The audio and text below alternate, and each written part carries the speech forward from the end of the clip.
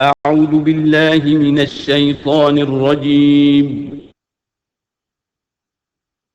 بسم الله الرحمن الرحيم.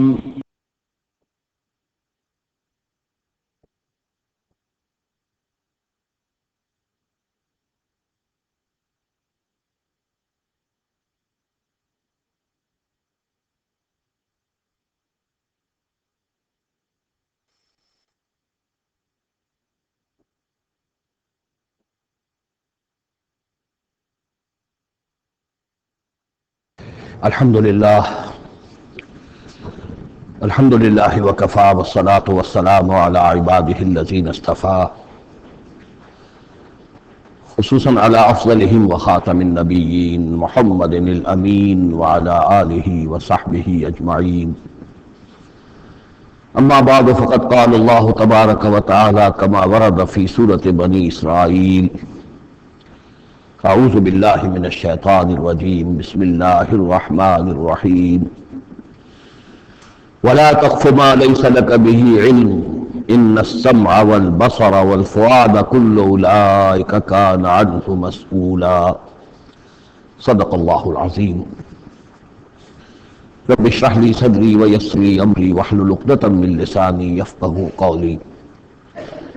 اللهم ربنا ألهمنا رشدنا وأعذنا من شرور أنفسنا.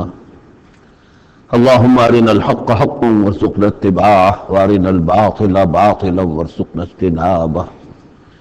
اللهم وفقنا لما تحب وترضى آمین یا رب العالمین. سورہ بنی اسرائیل کے تیسرے اور چوتھے رکوع کی 18 آیات میں جیسے کہ میں عرض کر چکا ہوں، حبر الامہ حضرت عبداللہ ابن عباس رضی اللہ تعالی عنہما کے قول کے مطابق تورات کی تعلیمات کا نچوڑ اللہ تعالی نے دے دیا ہے. So to say, this is the Quranic version of the 10 commandments of Torah. ذہن میں تازہ کر لیجئے، سب سے پہلی ہدایت: مت پوجو کسی کو سوائے اللہ کے، بندگی پرستش صرف اللہ کی. دوسری ہدایت: والدین کے ساتھ حسن سلوک، اور اس موضوع پر یہ قرآن مجید کا ذروۂ سنام ہے.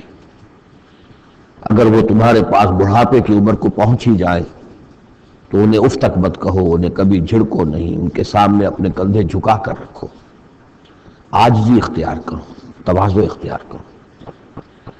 ہاں یہ کہ اگر کسی وقت کوئی بات ان کی رد کرنی ہی پڑے جبکہ تمہارے دل میں کوئی میل نہ ہو، سرکشی نہ ہو، تو اللہ تعالیٰ جانتا ہے تمہارے دلوں کی حالت کو، اللہ معاف فرمائے گا.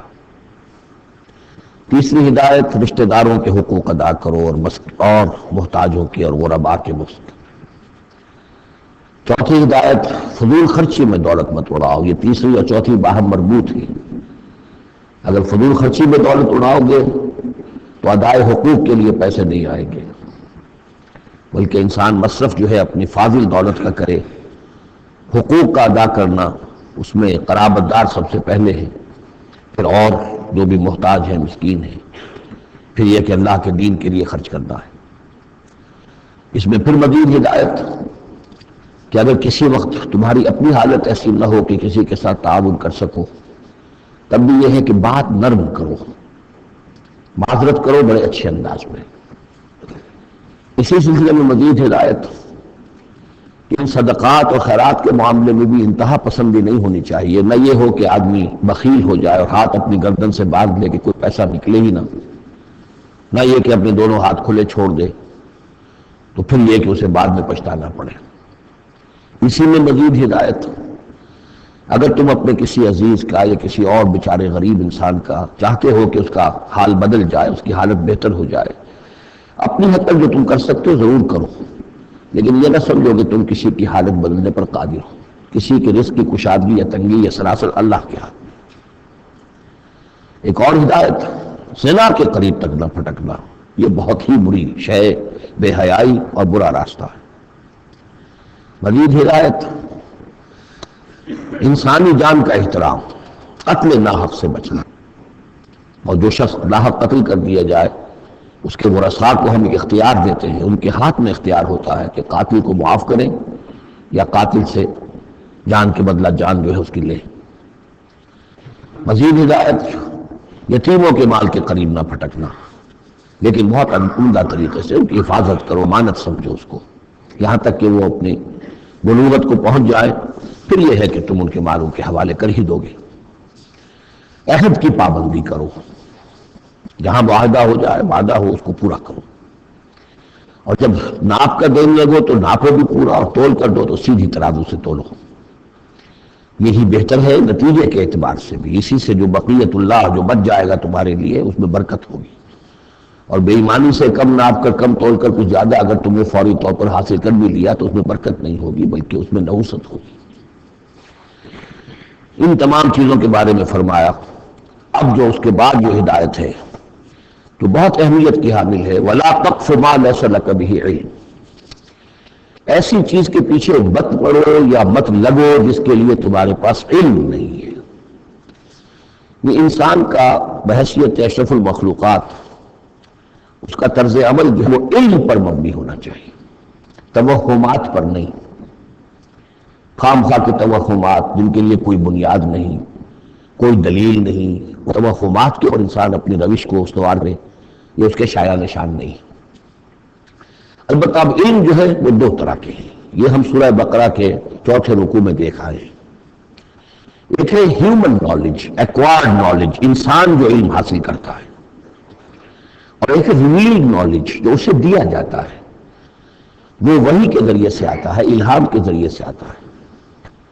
وہ ریویلڈ نالج جو ہے اس کے ریسیپینٹ جو ہے وہ ہیومن سول ہے، اسپرٹ ہے، یہ نہیں ہے، یہ سینسز نہیں ہے، یہ دماغ نہیں ہے۔ وہی چاہے جلی ہو چاہے خفی ہو، الہام ہو، کشف ہو، رؤیا صادقہ ہو، کوئی بھی شے ہو، اس کا تعلق اس حیوانی وجود سے نہیں ہے، اس کا در حقیقت اس روحانی وجود سے ہے جس کا مسکن قلب ہے۔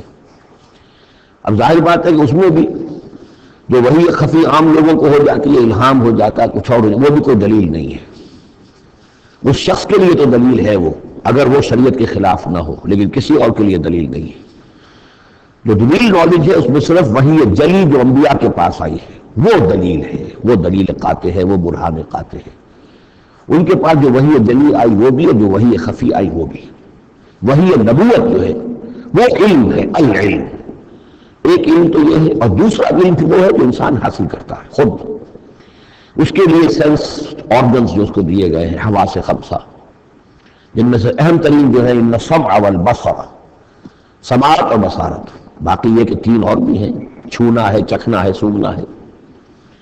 ان سے جو سینس ڈیٹا ملتا ہے پھر وہ یہاں فیڈ ہوتا ہے دماغ میں، برین میں، اور یہ ایک کمپیوٹر ہے جو اسے پروسیس کرتا ہے، اس سے کچھ نتیجے نکالتا ہے۔ یہ آیت در حقیقت اس سے بحث کر رہی ہے۔ انسانی علم کے لیے اللہ تعالیٰ نے جو انسان کو ایپریٹس دیا ہے، جو آرگنز دیے ہیں، وہ ہے ان السمع والبصر والفؤاد، کل اولئک کان عنہ مسئولا۔ وہ سماعت ہے، بصارت ہے اور عقل ہے۔ یہ فؤاد کا ترجمہ میں نے عرض کیا تھا، عام طور پر دل کیا گیا ہے، حالانکہ کوئی اس کے لیے جو لغوی کوئی بنیاد موجود نہیں ہے کہ کون سا لفظ ہے، کون سا اس کا مادہ ہے۔ اس کا مادہ وہی ہے جس سے لفظ فائدہ نکلا ہے، اور آپ نے دیکھا ہوگا پرانے زمانے کتابوں میں کچھ لکھا تو فے لکھ دیتے ہیں، فے فائدہ، یعنی اس بات سے یہ نتیجہ نکلتا ہے، پھر فے یہ نتیجہ نکلتا ہے، تو فائدہ نتیجہ ہے۔ اسی طرح فعید کہتے ہیں عربی زبان میں اس شے کو، جیسے سبزی ہے بہت سی، آپ نے اس کو ابال لیا اور بھون لیا تو اس میں پانی وانی نکل جاتا ہے، بجھ کر رہ جاتی تھوڑی سی ہو جاتی، بھجیا ہم کہتے ہیں، اس میں بھجیا بن گئی ہے۔ گوشت کا بھی یہ ہے کہ جب آپ اس کو سینکتے ہیں پانی وغیرہ نکل جاتا ہے، مختصر ہو جاتا ہے تو اس کا خلاصہ نکلتا ہے۔ تو سینس ڈیٹا سے جو خلاصہ نکالتا ہے پھر یہ برین کمپیوٹر، یہ ہے در حقیقت فؤاد۔ اس سے فائدہ حاصل کرنا، اس سے نتیجہ نکالا، اس سے انفر کرنا، اور اس سے انفر کر کے پھر جو بھی پاس میموری موجود ہے، سٹورڈ ہے کے اندر، اس کے ساتھ اس کو پھر وہ کمپیئر کرتا ہے، پھر کوئی نیا نتیجہ نکلتا ہے تو اب سٹور کر لیتا ہے کہ ایک بات اور مجھے معلوم ہو گئی۔ اور یہ اس طریقے سے رفتہ رفتہ انسانی علم بڑھتے بڑھتے کہاں تک پہنچ گیا ہے، اپنے دنگ ہے کہاں تک پہنچ گیا۔ آج کسی ایک انسان کے لیے ممکن ہی نہیں رہا ہے کہ وہ پورا جو معلومات کا دائرہ اس وقت ہے تمام سائنسز کے اندر ان کا احاطہ کر سکے. ناممکن. کسی فزسسٹ کے لیے یہ ممکن نہیں ہے کہ صرف فزکس کے دائرے کی تمام معلومات کو وہ اپنے ذہن میں جمع کر سکے. اتنا بڑا ایکسپلوژن ہے معلومات کا، وہ سب اسی سے ہے. ان السمع والبصر والفؤاد کل اولئک کان عنہ مسئولا. ان چیزوں کی مسئولیت ہے، اللہ نے یہ چیزیں تمہیں دی ہیں. اب ان کو تو بند کر کے رکھ چھوڑو، توہمات کے اوپر اپنا بنیاد رکھ لو. زلزلہ کیسے آتا ہے؟ ایک گائے ہے، گائے کے 2 سینگوں پر یا بیل کے 2 سینگوں پر زمین کھڑی ہے، وہ ایک سینگ کے اوپر وہ ٹکا لیتا ہے، پھر جب ذرا وہ تھک جاتا ہے تو وہ بدلتا ہے تو دوسرے سینگ کے اوپر زمین کو لاتا ہے تو زلزلہ آ جاتا ہے. اس کے لیے کوئی دلیل یا تو ہونی چاہیے کتاب اللہ اور سنت رسول سے، وہ دلیل ہے. اور یا پھر دلیل ہوگی اس ذریعہ علم سے، جو ہیومن نالج ہے، اس سے جو علم حاصل ہو رہا ہے وہ قطعی ہے، وہ یقینی ہے، وہ ویریفائبل ہے، وہ ایکسپیریمنٹیشن سے حاصل ہو رہا ہے، آبزرویشن سے حاصل ہو رہا ہے. پھر جو نتائج آپ نکالتے ہیں انہیں ویریفائی کر سکتے ہیں. تو یہ ہے اصل میں وہ آیت کے جو انتہائی اہم ہے. قرآن مجید نے نوع انسانی کو اس راستے پر ڈالا ہے کہ توہمات کے تمام ذخیرے کو رد کر کے اور علم پر اپنے موقف کو قائم کرو. اس کو کہا گیا، اس کو لوگ جان لیجئے کہ اصل میں اس سے پہلے جو فلسفہ تھا، ارسطو کا فلسفہ، اس کا ڈنکا بج رہا تھا پوری دنیا میں، عالم اسلام میں بھی بہت عرصے تک ارسطو کا یہ ڈنکا بجتا رہا ہے. اب جا کر کہیں بمشکل ان چیزوں کی گرفت ڈھیلی پڑی ہے. وہ ہے استخراجی منطق.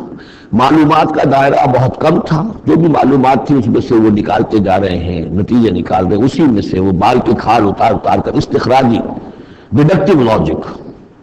قرآن نے آ کر انڈکشن، منطقی استقرائی کا دور شروع کیا. کھول آنکھ، زمین دیکھ، فلک دیکھ، فضا دیکھ، آبزرو کرو.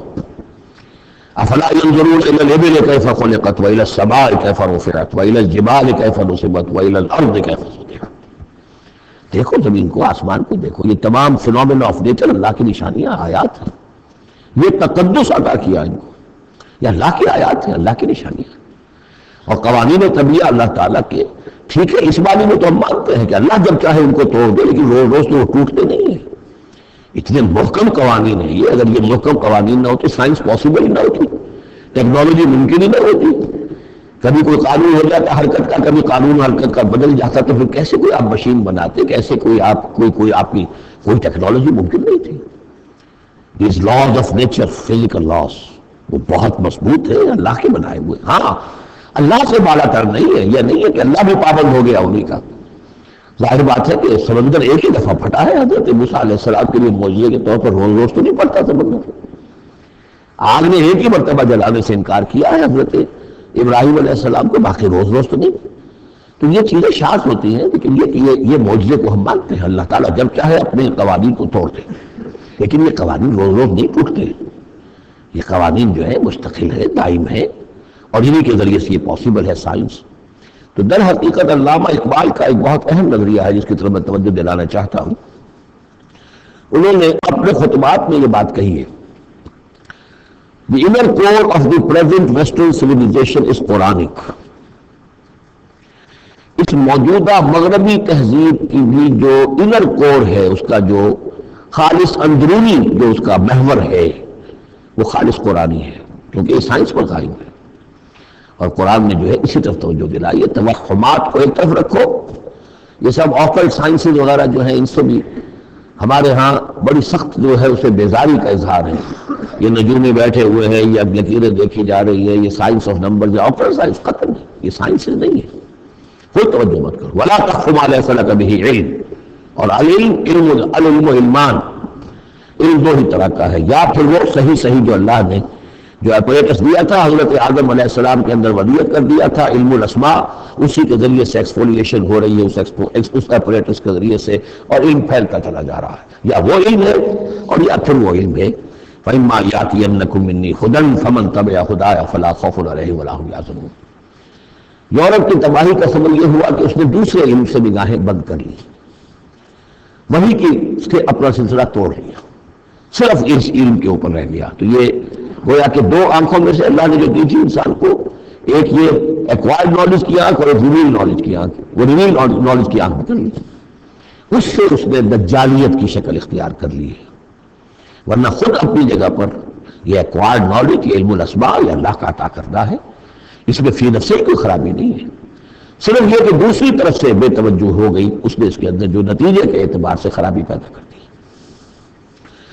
ولا تقف ما ليس لك به علم ان السمع والبصر والفؤاد كل اولئك كان عنه مسؤولا ولا تمشي في الارض مراحا، اور زمین میں اکڑ کر مت چلو، انك لن تخرق الارض، کتنے ہی اکڑ کر چلو اور کتنے پاؤں مارو زمین پر، تم زمین کو پھاڑ نہیں سکو گے، ولن تبلغ الجبال طولا، اور نہیں پہنچ سکو گے پہاڑوں تک اونچائی میں، گردن کتنی اکڑا لو، کتنا اونچا کر لو، اوپر ترا بھی چڑھا لو، کہاں تک چڑھاؤ گے؟ کل ذالک کان سیئہ عند ربک مکروہا، یہ جو ساری باتیں ہیں اس میں جو برائی ہے وہ تیرے رب کو بہت ناپسند ہے۔ اب اس میں ڈونٹس میں آئے ہیں، ڈوز بھی آئے، یہ کرو یہ نہ کرو، یہ کرو یہ نہ کرو، ان تمام احکام کے اندر جو حکم ہے اس سے سرتابی کرو گے تو برائی ہے، اور جس چیز سے روکا گیا ہے اس میں ملوث ہوں گے تو برائی ہے، تیرے رب کو بہت پسند ہے، ناپسند ہے۔ ذالک مما اوحی الیک ربک من الحکمہ، یہ ہے وہ کہ جو آپ کے رب نے اے محمد آپ پر وحی کی ہے، از قسم حکمت، یہ حکمت کا خزانہ ہے، تمدن انسانی، تہذیب انسانی، ثقافت انسانی، اجتماعیت انسانی کے لیے یہ اصول ہے کہ اگر ان پر انسان کاربند رہے تو اس دنیا کی زندگی کو بھی جنت بنا سکتا ہے۔ ولا تجعل مع اللہ الہا آخر، لیکن اولین آخری بات پھر وہی ہے، شروع میں بھی یہ تھا وقضى ربک الا تعبدوا الا ایاہ، اول و آخر توحید ہے۔ ولا تجعل مع اللہ الہا آخر فتلقى فی جہنم ملوما مدحورا، اللہ کے ساتھ کسی اور کو نہ ٹھہرا لو معبود، پھر تم جھونک دیے جاؤ گے جہنم میں ملوم، ملامت زدہ ہو کر، ملوم مدحورا، دھکے دیے جا کر۔ افاصفاکم ربکم بالبنین، چلتے چلتے ایک اشارہ کیونکہ انہوں نے کیا تھا کہ اللہ کی بیٹیاں قرار دے لی تھی۔ افاصفاکم ربکم بالبنین، اے عرب کے لوگوں تم ذرا سوچو، مزید غور کرو، کیا تمہیں تو چھل کر لیا ہے، ترجیح دی ہے اللہ نے بیٹوں کے ساتھ، واتخذ من الملائکۃ اناسا، اور خود فرشتوں کی شکل میں اپنے لیے بیٹیاں کر لی ہیں۔ انکم لتقولون قولا عظیما، غور کرو تم یہ بڑی گستاخی کی بات کر رہے ہو اللہ کی جناب۔ وَلَقَدْ صَرَّفْنَا فِي هَذَا الْقُرْآنِ لِيَذَّكَّرُوا، اس سورہ مبارکہ کے بارے میں ایک بات نوٹ کر لیجیے گا کہ اس میں قرآن حکیم میں ہجوم کے اعتبار سے جتنی مرتبہ اس صورت میں قرآن کا لفظ آیا ہے، قرآن کا ذکر ہے، تانا بانا معلوم ہوتا ہے قرآن ہی سے، قرآن سے متعلق۔ پہلے رکوع میں تھا ان هذا القرآن يهدي للتي هي اقوم ويبشر المؤمنين الذين يعملون الصالحات ان لهم اجرا حسنا، اجرا کبیرا۔ تو اب اسی طریقے سے آپ دیکھیں کہ بار بار قرآن کا ذکر آئے گا۔ وَلَقَدْ صَرَّفْنَا فِي هَذَا الْقُرْآنِ لِيَذَّكَّرُوا، ہم نے تو اس قرآن کے اندر اپنی آیات کو تصریف گردش کے اندر رکھا ہے، مختلف اسلوبوں سے بیان کیا ہے تاکہ یہ سوچیں، غور کریں، سبق حاصل کریں۔ وَمَا يَزِيدُهُمْ إِلَّا نُفُورًا، ان بدبختوں کی بدبختی یہ ہے کہ اس میں ان کے اندر اضافہ ہو رہا ہے، نفرت کے اندر بھاگ ہی رہے ہیں، دور ہی ہو رہے ہیں۔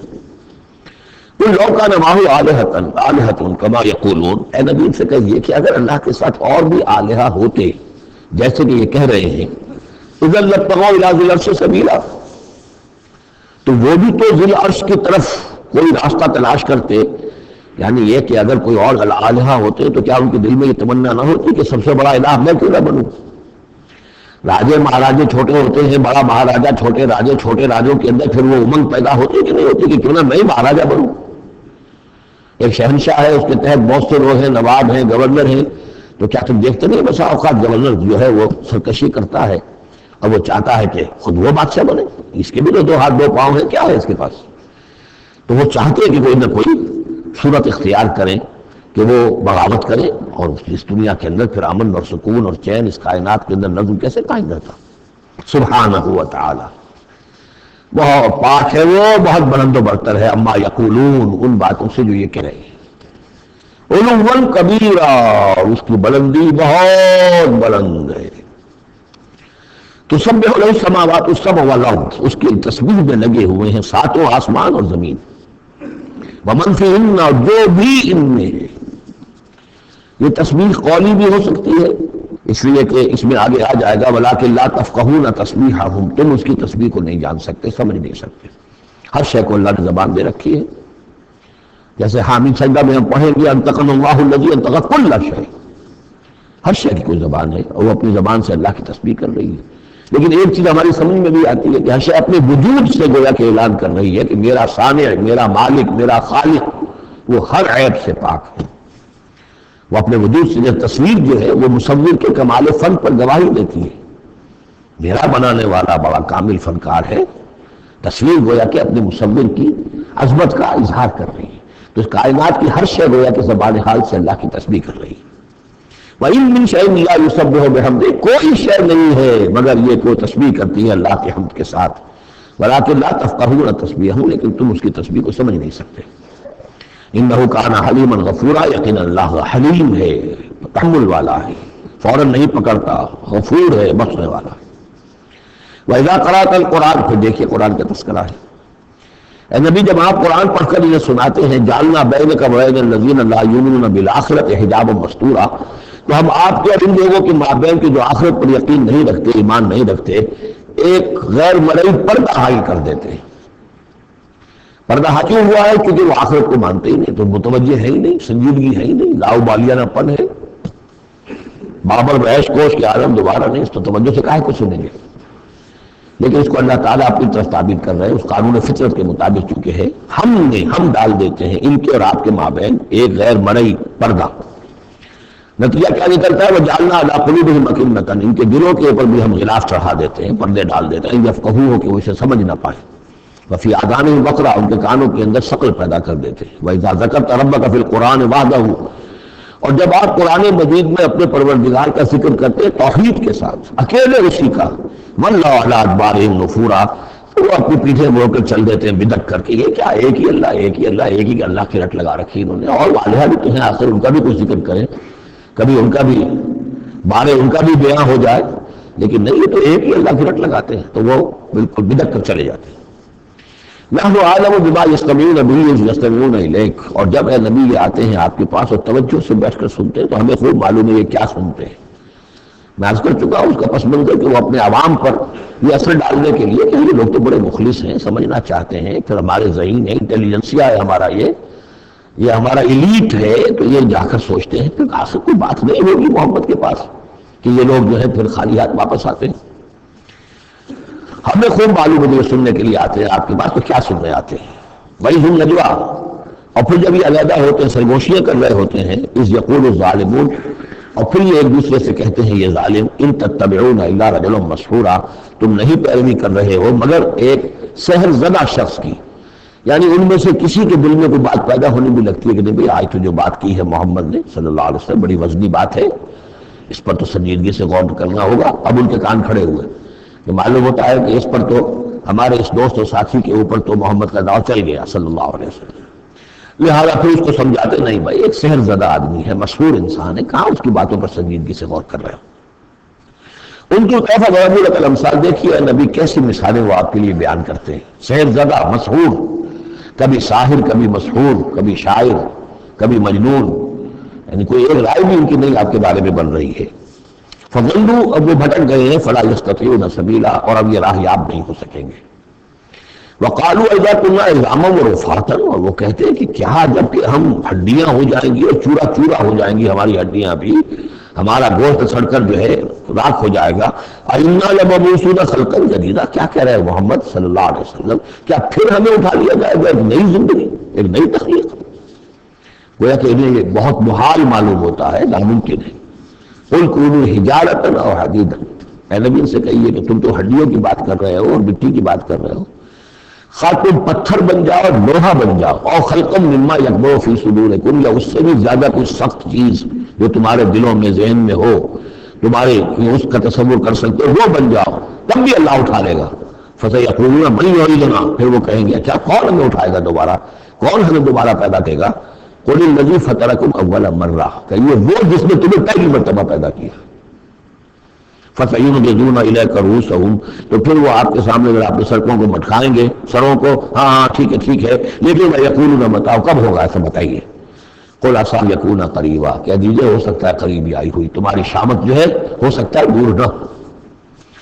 یوم یدعوکم فتستجیبون بحمدہ، جس دن کہ وہ تمہیں پکارے گا یا تم اپنی قبروں میں ہوگے یا گلے سڑے ہوئے ہڈیوں کی شکل میں ہوگے، لیکن تم چلے آؤ گے اس کی پکار پر لبیک کہتے ہوئے، بحمدہ اس کی حمد کرتے ہوئے، وتظنون ان لبثتم الا قلیلا، اور تم گمان کرو گے نہیں رہے ہم مگر بہت تھوڑا سا عرصہ دنیا میں بھی، اور یہ پورا عالم برزخ یہ بھی کوئی تھوڑا سا عرصہ تھا جو ہم گزار کر آئے۔ وقل عبادی یقولون التی ہی احسن، نبی میرے بندے سے کہہ دیجئے، اب یہ عبادی کون ہے؟ اہل ایمان، بجائے یا ایھا الذین آمنوا کہنے کے قل عبادی میرے بندوں سے کہہ دیجئے یقولون التی ہی احسن، وہ بات کیا کرے عمدہ، مطلب یہ ان کی طرف سے کوئی تلخی کی بات نہیں ہونی چاہیے۔ اب ان لوگوں کے آباء و اجداد سے بنے ہوئے ان کے خیالات ہیں، عقائد ہیں، ان کی ریتیں ہیں، ان کی رسمیں ہیں، ان کی حمیت ہے، ان کی غیرت ہے، عوام میں جہالت ہے، ان کے چودھریوں میں اپنے مفادات، اپنی حیثیت، اس کا احساس ہے، لہذا یہ تمام رکاوٹیں جو ان لوگوں کے راستے میں حائل ہیں ان کا خیال کریں تو اپنا جو دائی جو ہے اس کے اندر تحمل ہونا چاہیے، حلم ہونا چاہیے، دائی کہیں مشتعل نہ ہو۔ قل عبادی یقولون التی ہی احسن، انہیں بات کرنی چاہیے عمدہ۔ ان شیطان یلدغ بینہم، یقین شیطان تو چاہے گا کہ ان کے درمیان کوئی لڑائی شروع کرا دے، ہاتھا پائی شروع کرا دے۔ ان شیطان کان للانسان عدوا مبینا، یقیناً شیطان جو ہے وہ تو انسان کا کھلا دشمن ہے ہی۔ ربکم اعلم بکم، تمہارا رب تم سے خوب واقف ہے۔ ان یشاء یرحمکم، وہ چاہے گا تو تم پر رحم فرمائے گا، اور یشاء یعذبکم، چاہے گا تمہیں عذاب دے گا۔ وما ارسلناک علیہم وکیلا، اور نبی ہم نے آپ کو ان پر کوئی داروغہ بنا کر نہیں بھیجا ہے کہ آپ ذمہ دار ہیں ان کو ہدایت پر لانے کے، نہیں، یہ معاملہ ہر شخص کا اپنا ہے، ذاتی ہے، his own choice۔ وَرَبُّكَ أَعْلَمُ بِمَنْ فِي السَّمَاوَاتِ وَالْأَرْضِ، اور اللہ آپ کا رب خوب جانتا ہے ان تمام چیزوں کو کہ جو آسمان میں اور زمین میں ہے۔ وَلَقَدْ فَضَّلْنَا بَعْضَ النَّبِيِّينَ عَلَىٰ بَعْضٍ، اور ہم نے بعض انبیاء کو بعض انبیاء پر فضیلت دی ہے۔ اب چونکہ یہ مسئلہ وہی ہے، آخری دور ہے مکے کا، اور وہ خبریں پہنچ چکی ہیں، اور یہ صورت بنی اسرائیل کے تاریخ سے شروع ہو رہی ہے، تو ظاہر بات ہے کہ ایک مسئلہ اٹھ کھڑا ہوگا کہ آیا موسیٰ افضل ہے یا محمد افضل ہے، یا یہ کہ عیسیٰ افضل ہے یا محمد افضل ہے صلی اللہ علیہ وسلم علیہ الصلوۃ والسلام۔ تو یہاں پر مسلمانوں کو اس دعوت اور تبلیغ کے جو تقاضے ہیں ان کے حوالے سے کہ اس بحث میں تم نہ پڑو، اگر اس بات کو تم زیادہ زور دو گے ان میں حمیت پیدا ہو جائے گی، جیسے ہمارے ہاں وہ کھڑے ہو کر الاپتے ہیں سارے نبیوں سے افضل ہمارا نبی، ٹھیک ہے وہ ہے افضل، لیکن خود انہوں نے کہا ہے کہ مجھے یونس بن متیٰ پر بھی فضیلت مت دو، حضور کے صریح حکم کی خلاف ورزی کرتے ہیں جو یہ کہتے ہیں، ہے افضل اس میں کوئی شک نہیں، لیکن یہ کہ اس افضلیت کا اس طریقے کا چرچا کرنا جو ہے اس سے دوسرے کے اندر ایک جو ہے منفی کی کیفیات پیدا ہوتی ہے۔ اس حوالے سے حضور کی حدیث ہے یہ، مجھے یونس بن متیٰ پر بھی فضیلت مت دو، یونس وہ ہے رسولوں میں سے ایک ہی رسول ہیں دنیا میں جنہیں کچھ اللہ نے سزا دی ہے، پکڑ ہوئی ہے، اور کسی کا معاملہ نہیں، یہ سورہ یونس میں ہم دیکھا ہے، تو آپ نے فرمایا مجھے یونس پر بھی فضیلت مت دو، اس لیے کہ اس بات پر مت ہو، وَلَقَدْ فَضَّلْنَا بَعْضَ النَّبِيِّينَ عَلَىٰ بَعْضٍ، ہم نے بعض انبیاء کو بعض انبیاء پر فضیلت دی ہے، بس اصولی بات ہے، تِلْكَ الرُّسُلُ فَضَّلْنَا بَعْضَهُمْ عَلَىٰ بَعْضٍ۔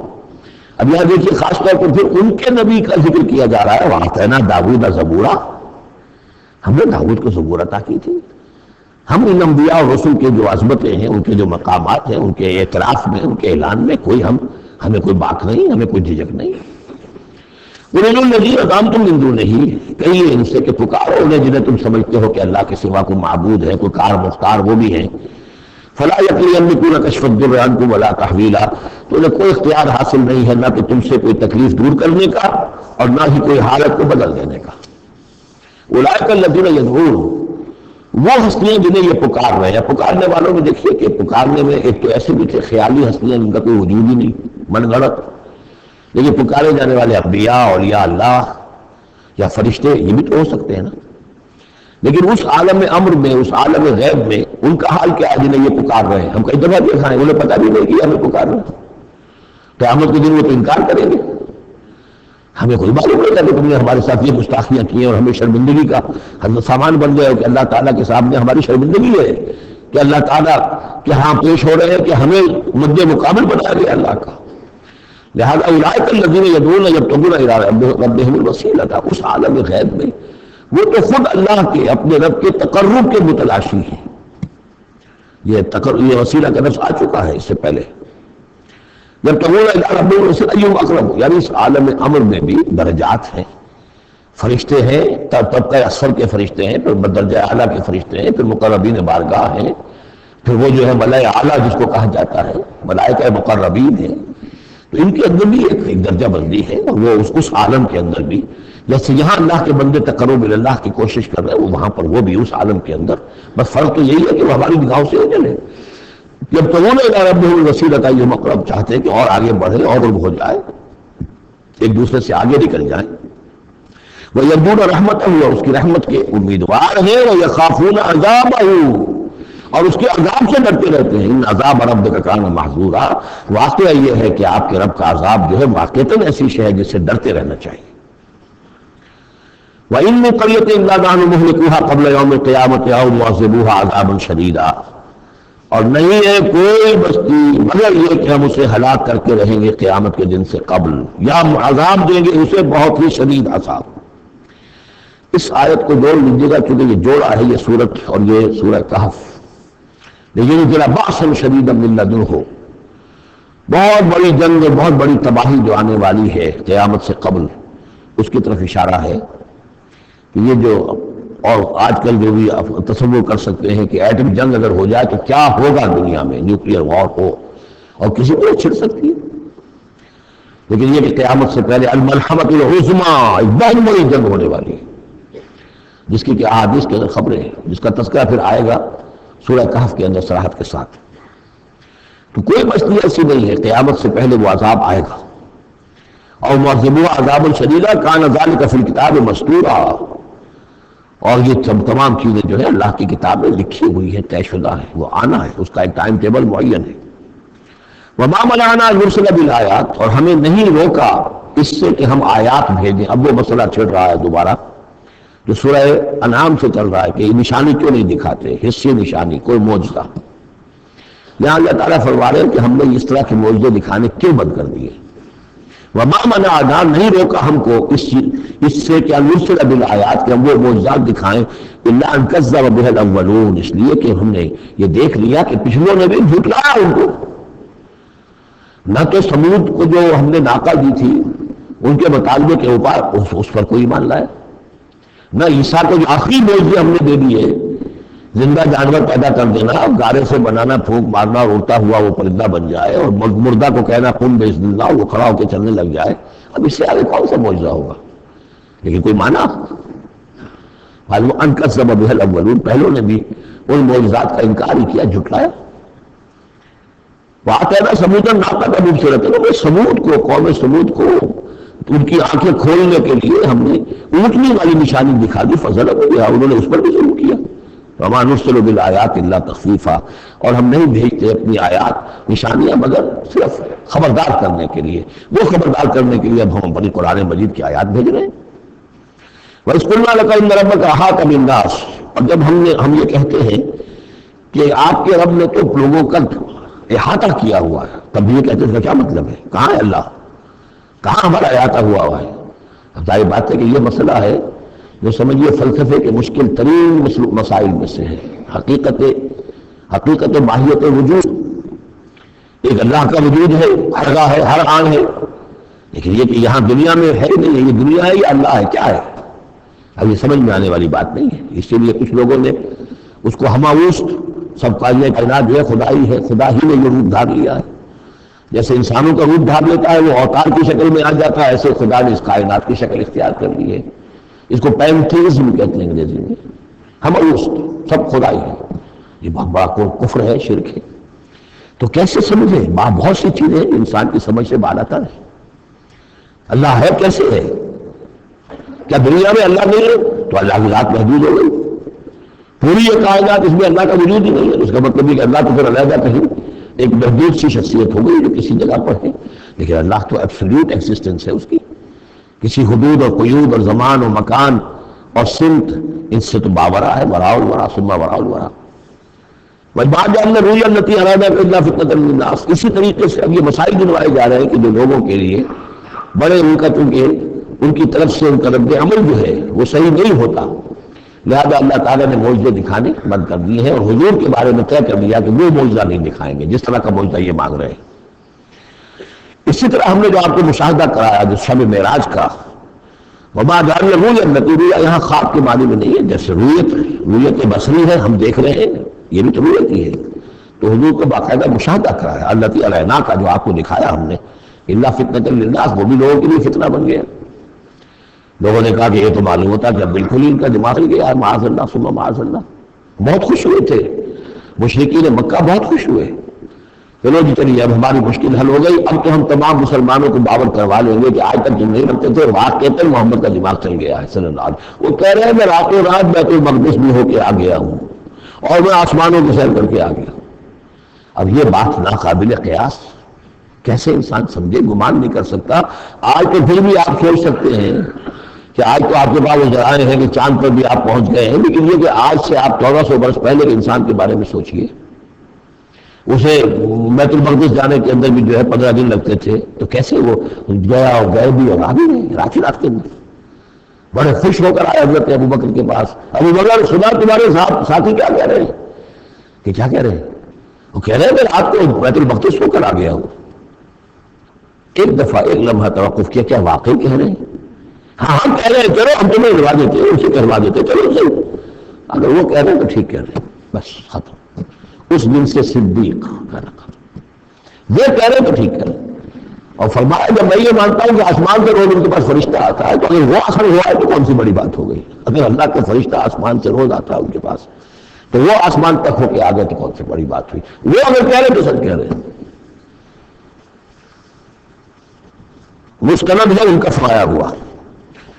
وما جعلنا الرؤيا التي اريناك الا فتنة للناس، یہ بھی لوگوں کے لیے فتنہ بن گیا. وشجرة ملعونة في القرآن، اسی طرح ایک مثال ہے قرآن مجید میں زقوم کے درخت کا ذکر آتا ہے کہ وہ درخت جو ہے وہ عین جہنم کے اس کے تہ کے اندر اس کی جڑ ہوگی، وہاں سے وہ درخت کیسا ہوگا؟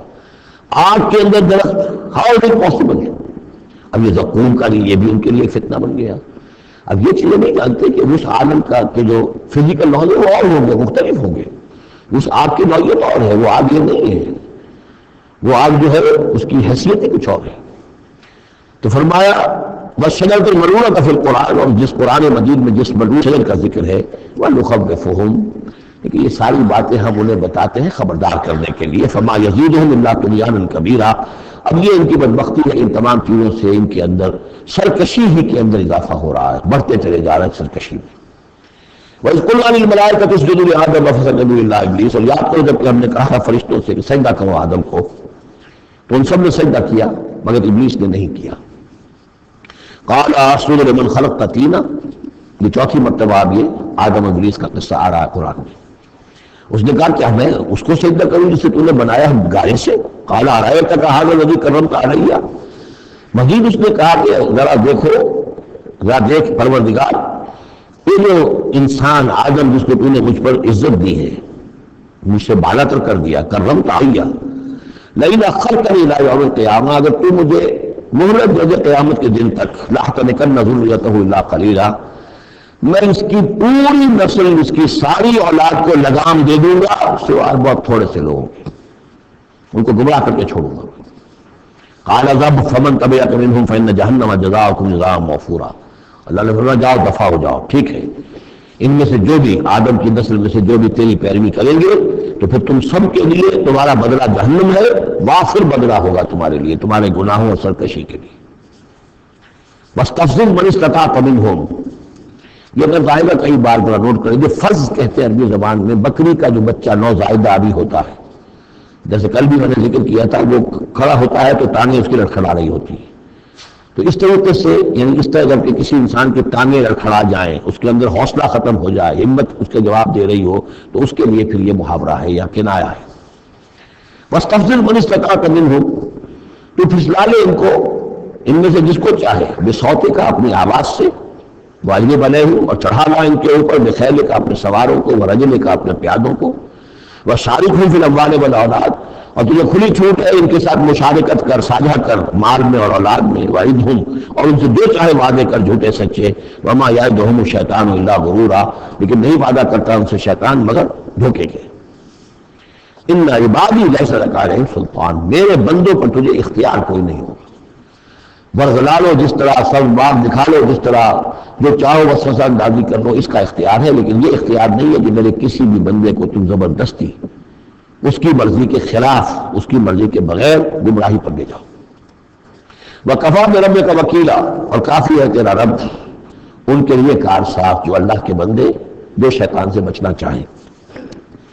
ربکم الذی یسجیرکم الفلک فی البحر، تمہارا رب وہ ہے جو چلاتا ہے کشتیوں کو سمندر میں یا دریا میں، لتبتغوا من فضلہ، تاکہ تم اس کے فضل کو حاصل کر سکو۔ انہ کان بکم رحیما، یقیناً وہ تم پر بہت ہی رحیم ہے اور شفیق ہے۔ وَإِذَا مَسَّكُمُ الضُّرُّ فِي الْبَحْرِ، یہ مضمون کئی دفعہ آ چکا ہے، جب تمہیں تکلیف پہنچتی ہے سمندر میں، طوفان آتا ہے، موت نظر آتی ہے، ضل من تدعون الا اياه، تو سب گم ہو جاتے ہیں تم سے، بھول جاتے ہیں ان سب کو جن کو تم عام حالات میں پکارتے ہو، جن کو ڈنڈوت کرتے ہو اور جن کے سجدے کرتے ہو۔ فلما نجاكم الى البر، سوائے اللہ کے سب کو بھول جاتے ہو، صرف اللہ کو پکارتے ہو۔ پھر جب اللہ تعالیٰ تمہیں بچا کر نکال کر لے آتا ہے خشکی پر، عرض تم پھر اعراض کرتے ہو، منہ کھول لیتے ہو۔ وکان الانسان کفورا، یقین انسان بہت ناشکرا ہے۔ افامنتم ان یخسف بکم جانب البر، تو کیا تم اس سے ڈرتے نہیں کہ وہی اللہ تمہیں زمین میں خشکی میں بھی تو دھنسا سکتا ہے کہ نہیں؟ آسودہ ساحل تو ہے مگر شاہد تجھے معلوم نہیں، ساحل سے بھی موجیں ہوتی ہیں، خاموش بھی طوفان ہوتے ہیں، کیا خشکی میں لوگ ڈرتے نہیں؟ وہاں جب تھے تو چیخ رہے تھے، چلا رہے تھے، اللہ کو پکار رہے تھے، خشکی پر آتے ہی اور اب تو بھول گئے اللہ کو، تو کیا اللہ یہاں تمہیں دھنسا دے سکتا ہے؟ نہیں جو یخسف بکم جانب البحر اور یرسل علیکم حاصبا، یا تم پر ایک ایسی تیز آندھی بھیج دے اس بر پر، خشکی پر، کہ جس میں پتھر ہو اور پتھراؤ ہو تمہارا، تم ہلاک ہو جاؤ۔ ثم لا تجد لکم وکیلا، پھر تمہیں کوئی بچانے والا نہ ملے۔ ام امنتم ان یعیدکم فیہ تارۃ اخری، تو کیا تمہیں اس کا ڈر نہیں رہا کہ پھر کبھی دوبارہ اللہ تمہیں لے جائے اسی سمندر میں؟ فیرسل علیکم قاصفا من الریح، اور پھر ایک زوردار جھکڑ تمہارے اوپر چھوڑ دے، فیغرقکم بما کفرتم، اور تمہیں غرق کر دے تمہارے کفر کی پاداش میں۔ ثم لا تجدوا لکم علینا تبیعا، پھر تم ہمارا کوئی نہیں پاؤ گے کہ جو ہمارا تعاقب کر سکے، ہم سے باز پرس کر سکے کہ وہ فلاں لوگوں کے ساتھ یہ معاملہ کیوں کر دیا گیا۔ وَلَقَدْ كَرَّمْنَا بَنِي آدَمَ وَحَمَلْنَاهُمْ فِي الْبَرِّ وَالْبَحْرِ، یہ آیت بھی انسان کی، جیسا کہ میں نے بار عرض کیا ہے، جو بھی کریشن ہے اللہ کا، اس کا کلائمیکس انسان ہے۔ گویا کہ یہ سارا سلسلہ جو ہے تنزلات، اللہ کا حرف کن، اور کن سے وہ خلق نور، اس نور سے وہ تخلیق ارواح انسانیہ اور ملائکہ، پھر ایکسپلوژن، بگ بینگ، اور اس سے وہ حرارت اور وہ آتشی کرے، اور اس دور میں جنات کی جو تخلیق ہوئی، اور پھر اس کے بعد ان کا ٹھنڈا ہونا، اور پھر یہ بارش کا برسنا، اور بارش اور زمین، پانی اور زمین کے اب یہاں سے جو حیات ارضی ہے اس کا آغاز ہونا۔ ہر عالم خاک شد تا بست نقش آدمی، اے بہار نیستی از قدر خود ہوشیار باش۔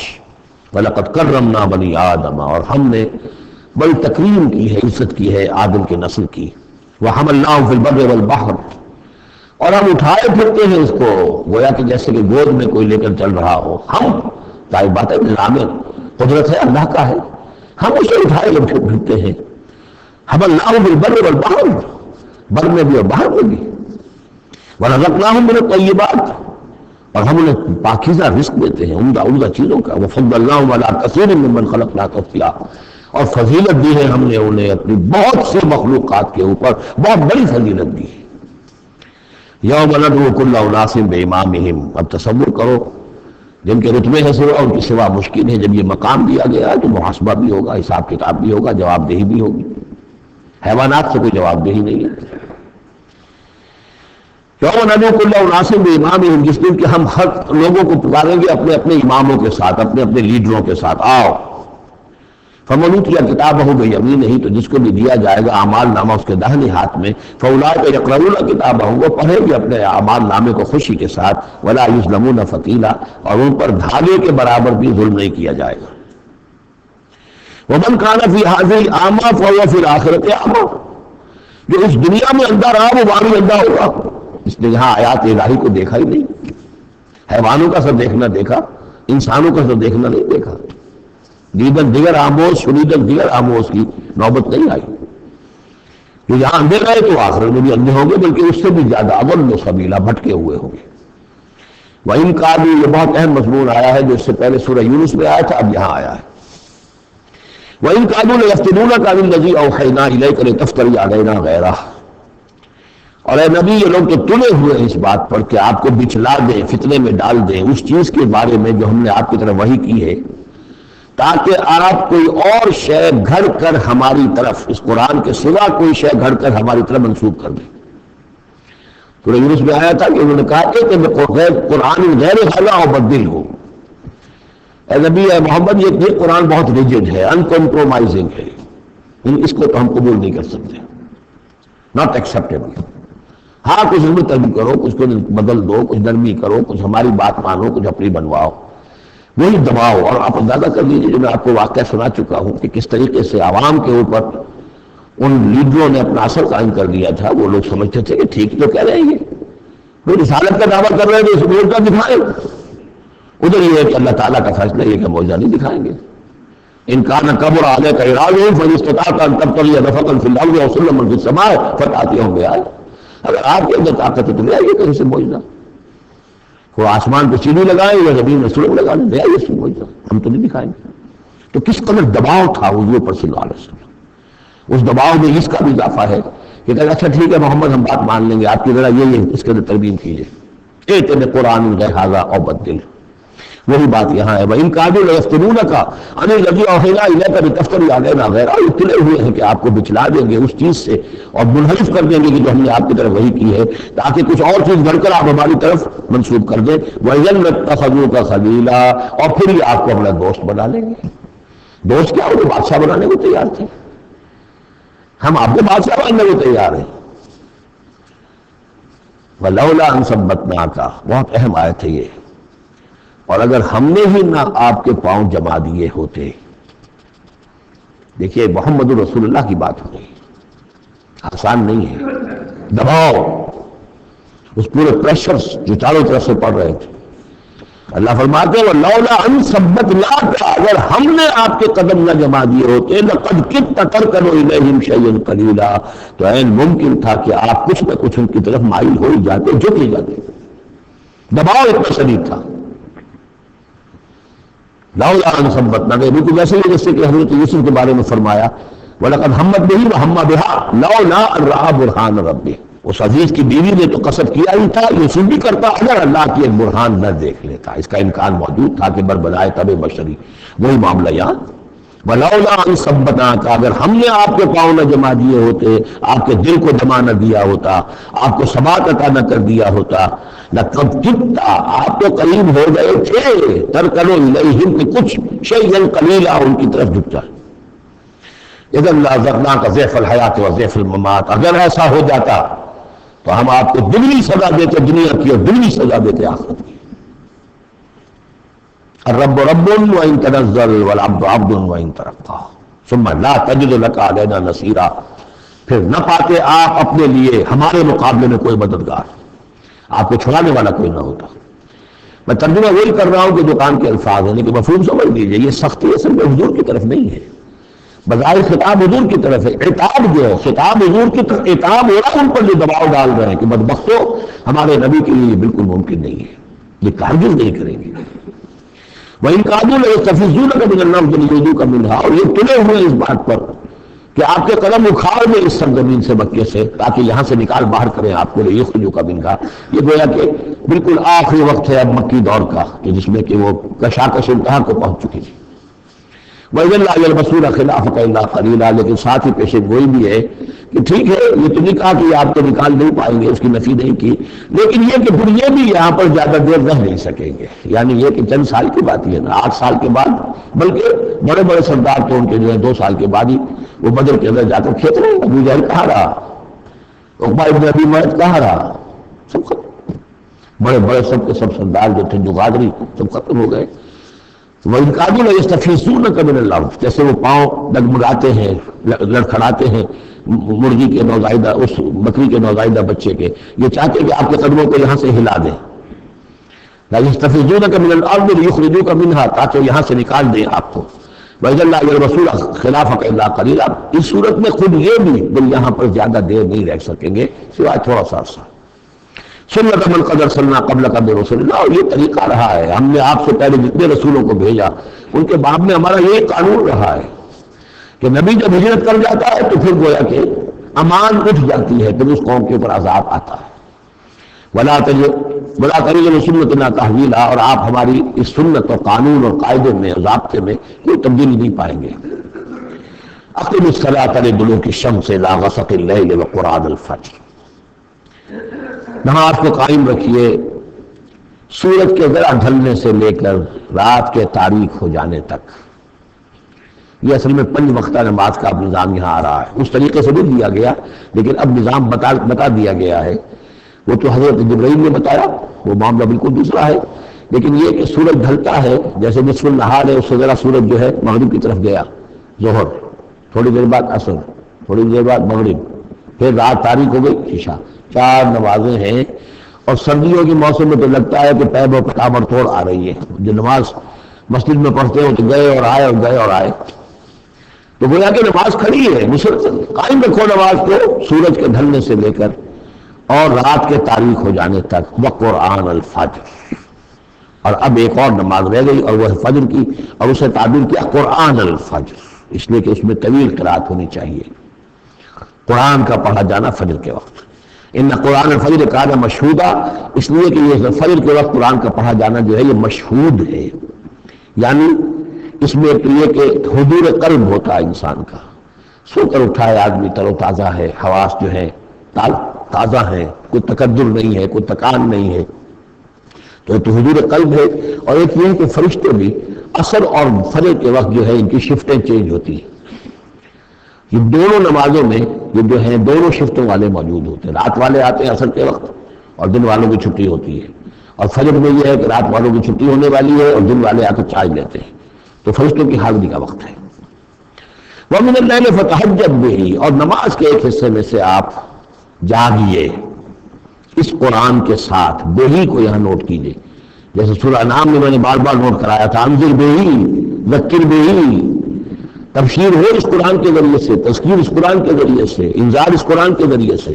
تو تہجد جو ہے جاگنا قرآن کے ساتھ جاگنا ہے۔ اب ہمارے یہاں کیونکہ قرآن لوگوں کو یاد نہیں ہوتا تو جو پڑھتے بھی ہیں تہجد وہ تو 8 رکعتیں جیسے کیسے وہ قل هو اللہ کے ساتھ پڑھ کر پھر بیٹھ کر کوئی مراقبہ کر لیا، کوئی اور ذکر کر لیا، وہ اصل تہجد وہ نہیں، اصل تہجد یہ ہے طویل قرات رات کو کھڑے ہو کر کی جائے۔ نافلۃ لک، یہ اضافی شے ہے اے نبی آپ کے لیے۔ عسیٰ ان یبعثک ربک مقام محمودا، امید ہے کہ آپ کا رب آپ کو مقام محمود پر فائز کرے گا۔ یہ مقام محمود کو بہت بلند مقام ہے میدان حشر میں اور پھر جنت میں، جس کی حقیقت کو ہم اس وقت نہیں جان سکتے۔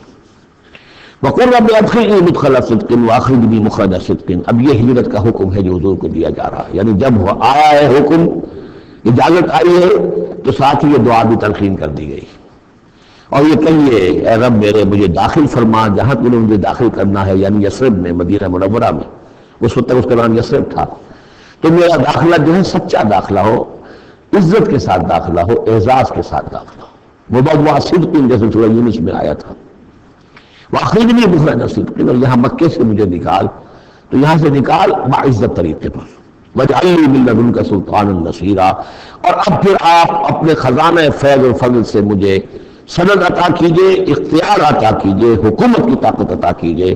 یعنی اب جو نیا دور آ رہا تھا، جو آپ جا رہے تھے مدینہ منورہ، تو اصل میں گویا کہ آپ کا استقبال تو وہاں ایسے ہونے والا تھا جیسے بادشاہ کا استقبال ہوتا، جاتے ہی وہاں آپ کو وہ حیثیت حاصل ہو گئی کہ اوس اور خزرج کے دونوں قبیلے جو ہیں انہوں نے گویا کہ آپ کو اپنا حاکم تسلیم کر لیا ایک معنی میں، اور یہودیوں کے 3 قبیلوں سے آپ نے جو ہے جا کر معاہدے کر لیے، تو آپ تو فوری طور پر بےتاج بادشاہ ہو گئے۔ اسی کی دعا تلقین کی جا رہی ہے، اللہ تعالیٰ نے جو چیز دینی تھی ایک دعا کی شکل میں گویا کہ محمد رسول اللہ صلی اللہ علیہ وسلم کو تلقین فرما دیا۔ وَقُلْ رَبِّ أَدْخِلْنِي مُدْخَلَ صِدْقٍ وَأَخْرِجْنِي مُخْرَجَ صِدْقٍ وَاجْعَلْ لِي مِن لَّدُنكَ سُلْطَانًا نَصِيرًا۔ وَقُلْ جَاءَ الْحَقُّ وَزَهَقَ الْبَاطِلُ، اور کہہ دیجیے حق آ گیا باطل گیا۔ اگرچہ حق کے آنے میں باطل کے جانے میں ابھی بظاہر تو چند سال ہے، ابھی 8 سال کے بعد مکہ فتح ہوگا، لیکن یہ کہ عالم امر میں تو فیصلہ ہو چکا اللہ تعالیٰ کے ہاں، تو اس کے لیے جو بھی ٹائم ٹیبل معین ہے۔ قل جاء الحق وزهق الباطل ان الباطل کان زہوقا، یقیناً باطل جو ہے وہ تو ہے بھاگ جانے والی شے، اس کے لیے صبر و ثبات ہے ہی نہیں۔ وَنُنَزِّلُ مِنَ الْقُرْآنِ مَا هُوَ شِفَاءٌ وَرَحْمَةٌ لِّلْمُؤْمِنِينَ، اور ہم اس قرآن میں سے دیکھیں کتنی مرتبہ قرآن کا ذکر آ رہا ہے، سب سے زیادہ کثرت کے ساتھ قرآن مجید میں اگر اوسط لگائیں گے تو اس ایوریج کے ساتھ قرآن کا ذکر خود قرآن کی کسی صورت میں اتنا موجود نہیں جتنا کہ سورہ بنی اسرائیل میں. اور ہم اس قرآن میں وہ چیز نازل فرما رہے ہیں ما هو شفاء ورحمۃ للمؤمنین، جو شفا ہے اور رحمت ہے اہل ایمان کے حق میں. سورہ یونس کی دو آیتیں پھر ذہن میں لے آئیے، یا ایھا الناس قد جاءتکم موعظۃ من ربکم وشفاء لما فی الصدور وہدی ورحمۃ للمؤمنین. وہی بات یہاں ہے، یہ شفا ہے سینے کے روگ، کفر، شرک، تکبر، حسد، حب مال، حب جاہ، حب اولاد، حب دنیا، یہ تمام محبتیں جو ہیں ان کی جڑ کاٹ دینے والی ہے. ننزل من القرآن ما هو شفاء ورحمۃ للمؤمنین ولا یزید الظالمین الا خسارا، لیکن یہ ظالموں کو نہیں اضافہ کرتا ظالموں کے لیے مگر خسارے کا. یضل به کثیرا ویہدی به کثیرا. وَإِذَا أَنْعَمْنَا عَلَى الْإِنسَانِ أَعْرَضَ وَنَأَىٰ بِجَانِبِهِ، اور جب ہم انسان کے اوپر اپنی نعمتوں کی بارش کرتے ہیں تو اب وہ اکڑنے لگتا ہے، اعراض کر جاتا ہے، ہمیں بھول جاتا ہے اور ایک طرف کو کرنی کترا جاتا ہے. وَإِذَا مَسَّهُ الشَّرُّ كَانَ يَئُوسًا، جب کوئی تکلیف آ پڑتی ہے تو مایوس ہو کر رہ جاتا ہے، ہمت ٹوٹ جاتی ہے. قُلْ كُلٌّ يَعْمَلُ عَلَىٰ شَاكِلَتِهِ، اے نبی کہہ دیجئے ہر شخص اپنے شاکلہ کے مطابق عمل کر رہا ہے. یہ شاکلہ کیا ہے؟ اس سے پہلے میں شاید بیان کر چکا ہوں، لا یکلف اللہ نفسا الا وسعہا کے ذیل میں کہ اللہ تعالیٰ نے ہر انسان کی ایک شخصیت کے کچھ حدود ہیں جو معین کی ہوئی ہیں، ان حدود سے وہ تجاوز نہیں کر سکتا. اس کا سارا امتحان انہی حدود کے اندر ہے. جو جینز مجھے ملے ہیں، جو جینز آپ کو ملے ہیں، ظاہر بات ہے میرا چوائس نہیں ہے، they are given for me, آپ کے لیے بھی گیون ہے. ان میں کیا صلاحیتیں ہیں، کون سی چیز زیادہ ہے کون سی کم ہے، اللہ جانتا. پھر یہ کہ جس ماحول میں مجھے پیدا کیا، جس میں آپ کو پیدا کیا، جو حالات میرے تھے جو آپ کے تھے وہ بھی اللہ تعالیٰ کی طرف سے دیے ہوئے تھے. ان دونوں چیزوں سے جو شے وجود میں آتی ہے وہ شاکلہ ہے، وہ پیٹرن ہے. جیسے کہ آپ کو کوئی دھات جس سے کوئی شے ڈال کر بنانی ہے تو پہلے اس کا سانچہ بناتے ہیں، اس سانچے میں پھر اس دھات کو اس کو میلٹ کر کے جب اس کو پگھلا کر ڈالتے ہیں تو اسی کی شکل اختیار کر لیتی ہے. تو یہ پیٹرن ہے. اب اس کے اندر آدمی نیکی کے لیے، بدی کے لیے، جو بھی کرتا ہے بھلائی کے لیے شاید اس پیٹرن کے اندر اندر کرے گا، اس آگے نہیں جا سکتا. جس کو آپ انگریزی میں کہتے ہیں one can not outgrow his skin. کتنے ہی آپ پھیل جائیں، موٹے ہو جائیں، وہ کھال اور پھیل جائے گی، کھال سے باہر تو نہیں نکل سکیں گے، کتنے ہی آپ فرما ہو جائیں. تو یہ شاکلہ ہے. اس شاکلہ کے اندر اندر آپ کو کام کرنا ہے. اللہ جانتا ہے کہ اس کے لیے شاکلہ کون سا دیا تھا آپ کو، اس کے حساب سے اس کی مناسبت سے حساب لے گا آپ سے. لا یکلف اللہ نفسا الا وسعہا فَرَبُّكُمْ أَعْلَمُ بِمَنْ هُوَ أَهْدَىٰ سَبِيلًا. اسی کو حضور نے بیان فرمایا کہ النَّاسُ كَالْمَعَادِنِ، معدنیات کی طرح ہے کہ سونے کی اور ہے اور چاندی کی اور ہے. تو تیرا رب خوب جانتا ہے کہ کون ہے وہ کہ جو زیادہ ہدایت پر ہے، راستے کے اعتبار سے. وَيَسْأَلُونَكَ عَنِ الرُّوحِ، یہ ان 3 سوالوں میں سے ایک تھا کہ جو پوچھے گئے تھے حضور سے امتحاناً. جیسے پہلے ایک سوال کیا گیا تھا کہ یہ بنی اسرائیل مصر کیسے پہنچ گئے، کیا ماجرا تھا ان کے پہنچنے کا، ایسے یہ 3 سوال ایک مرتبہ انہوں نے پوچھوائے تھے یہودیوں نے، یہود کے علماء نے کہ یہ محمد نبوت کا دعویٰ کر رہے ہیں تو آپ لوگ پوچھئے ان سے ذرا. پہلی بات تو یہ پوچھئے کہ روح کی کیا حقیقت ہے، دوسرے یہ ذوالقرنین کون تھے، ان کے کیا حالات تھے، تیسرے اصحاب کہف کون تھے. تو اصحاب کہف اور ذوالقرنین کے سوالوں کا جواب سورہ کہف میں ہے جو اگلی سورت ہے. روح کے بارے میں یہاں مختصر جواب دیا جا رہا ہے. یہ سلونک عن الروح، یہ آپ سے روح کے بارے میں پوچھ رہے. قل الروح من امر ربی وما اوتیت من العلم الا قلیلا، یہ تیرے رب آپ کے رب کے امر میں سے ہے، یہ عالم امر کی شے ہے اور نہیں لیا گیا تمہیں علم میں سے مگر تھوڑا سا. عالم امر کا تم حاصل نہیں کر سکتے. تمہارے لیے سارا علم جو ہے وہ عالم خلق کا علم ہے. تمہاری ساری جو علم السمع والبصر والفؤاد اس کی رسائی جو ہے وہ عالم خلق تک ہوگی، اس سے آگے نہیں. عالم امر کی باتیں جو ہے عالم غیب ہے، وہ تمہارے لیے اس پر تمہیں ایمان بالغیب لانا ہوگا. الذین یؤمنون بالغیب ویقیمون الصلاۃ ومما رزقناہم ينفقون. ہاں یہ جان لو کہ یہ اس عالم خلق کی شے نہیں ہے، یہ روح جو ہے کچھ اور شے کہیں اور سے آئی ہے، یہ عالم امر کی شے ہے. عالم امر جیسا کہ میں نے عرض کیا یا فرشتے عالم امر سے متعلق ہے یا ارواح انسانیہ یا ان کی کمیونیکیشن جو ہوتی ہے. فرشتہ جب بات کرتا ہے تو وہ روح جس کو ہم کہتے ہیں وہی وہ بھی روح ہے. تو یہ 3 چیزیں ہیں کہ جن کا تعلق عالم امر سے ہے. اور روح انسانی بھی انہیں میں شامل ہے۔ بارک اللہ لی و لکم فی القرآن العظیم ونفعنی وإیاکم بالآیات والذکر الحکیم۔